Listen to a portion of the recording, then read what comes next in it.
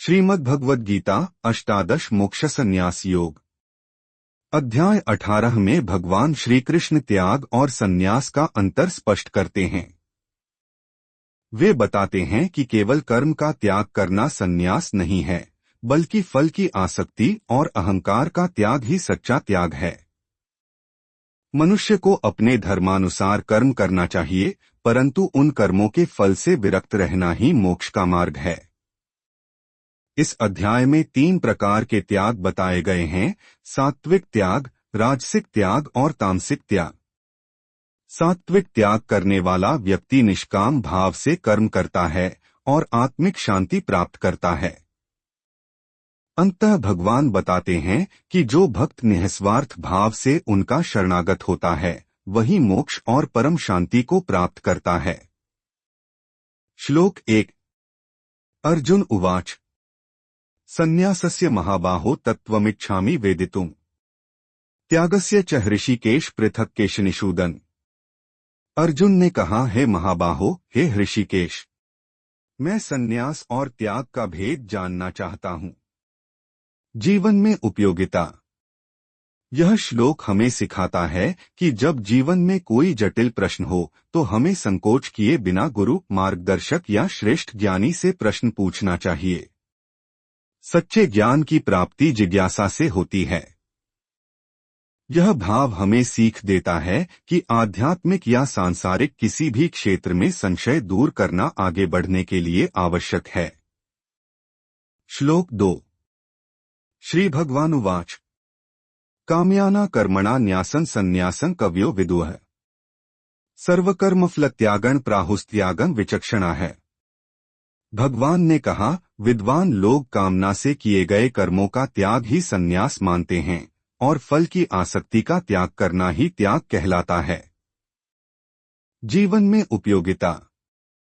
यह श्लोक हमें समझाता है कि कर्म करना बुरा नहीं है, बल्कि कर्म के पीछे की कामना और फल की आसक्ति ही बंधन का कारण है। यदि हम केवल कर्तव्य के भाव से कार्य करें और फल को ईश्वर पर छोड़ दें तो जीवन शांत और सरल हो जाता है।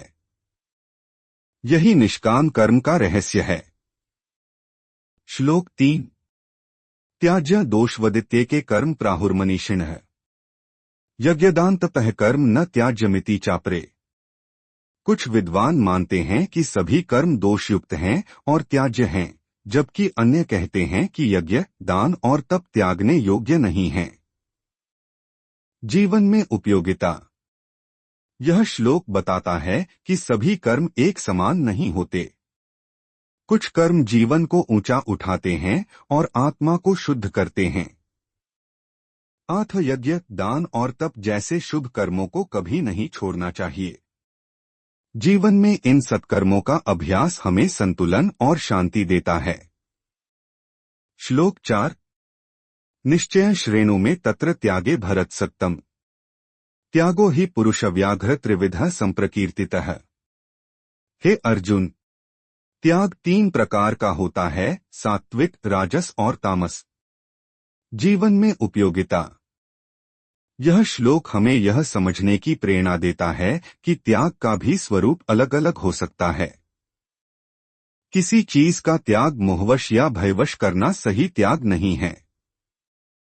सच्चा त्याग विवेकपूर्ण और कर्तव्य भाव से होना चाहिए। यही सही मार्ग है जो जीवन में संतुलन लाता है।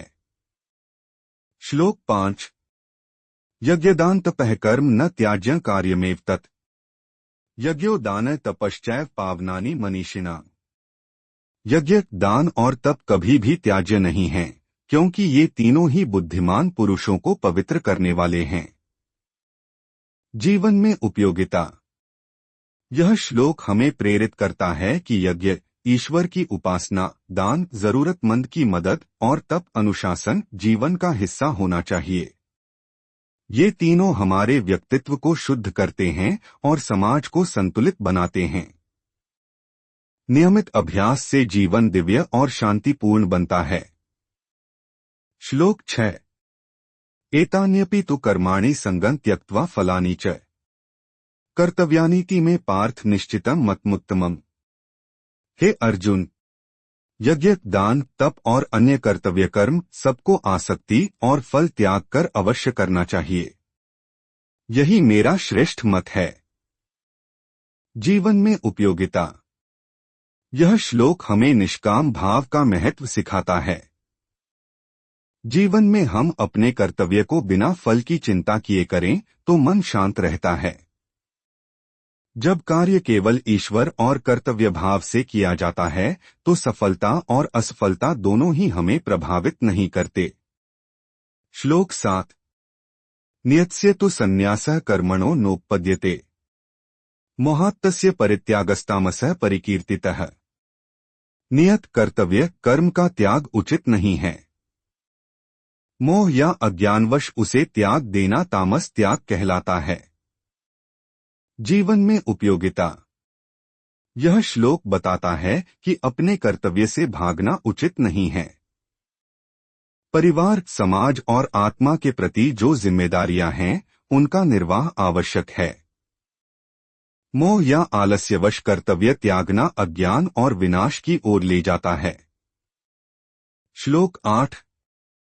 दुःखमित्येव यत्कर्म कायक्लेश भयात् त्यजेत्, सकृत्वा राजसं त्यागं नैव त्यागफलं लभेत्। जो मनुष्य शारीरिक कष्ट या कठिनाई से बचने के लिए कर्तव्य कर्म त्याग देता है, उसका त्याग राजस कहलाता है और उससे कोई फल प्राप्त नहीं होता। जीवन में उपयोगिता। यह श्लोक हमें सिखाता है कि कठिनाई या परिश्रम से डरकर कर्तव्य से पीछे हटना गलत है। सच्ची प्रगति और शांति तभी मिलती है जब हम परिश्रम और जिम्मेदारी निभाने का साहस रखें। असली त्याग तभी है जब हम कठिनाइयों को स्वीकार कर भी अपने धर्म का पालन करें। श्लोक 9। कार्यमित्येव यत्कर्म नेतं क्रियते अर्जुन, संगं त्यक्त्वा फलं चैव स त्यागः सात्विको मतः।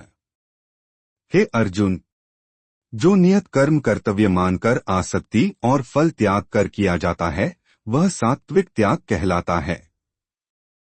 जीवन में उपयोगिता। यह श्लोक हमें निष्काम कर्मयोग का स्पष्ट संदेश देता है। जब हम कर्तव्य को केवल कर्तव्य समझकर करते हैं और उसमें न लाभ की अपेक्षा होती है न हानि का भय, तब कर्म सात्विक बन जाता है। ऐसा जीवन शांति, संतुलन और आत्मिक उन्नति की ओर ले जाता है। श्लोक 10। न द्वेष्ट्य कुशलं कर्म कुशले नानुषज्यते, त्यागी सत्वस्माविष्टो मेधावी छिन्न संशयः। जो व्यक्ति अकुशल, कठिन या अप्रिय कर्म से द्वेष नहीं करता और शुभ कर्म में आसक्त नहीं होता, वही सच्चा सात्विक त्यागी है। जीवन में उपयोगिता। यह श्लोक हमें सिखाता है कि संतुलित दृष्टि से कर्म करना ही श्रेष्ठ है। कठिन कार्यों से भागना और अच्छे कार्यों से चिपक जाना दोनों ही असंतुलन हैं। सच्चा त्यागी वही है जो हर परिस्थिति में स्थिर और शांत रहे। ऐसा दृष्टिकोण हमें हर प्रकार के जीवन संघर्ष में मानसिक शांति और शक्ति देता है। ओम नमो भगवते वासुदेवाय।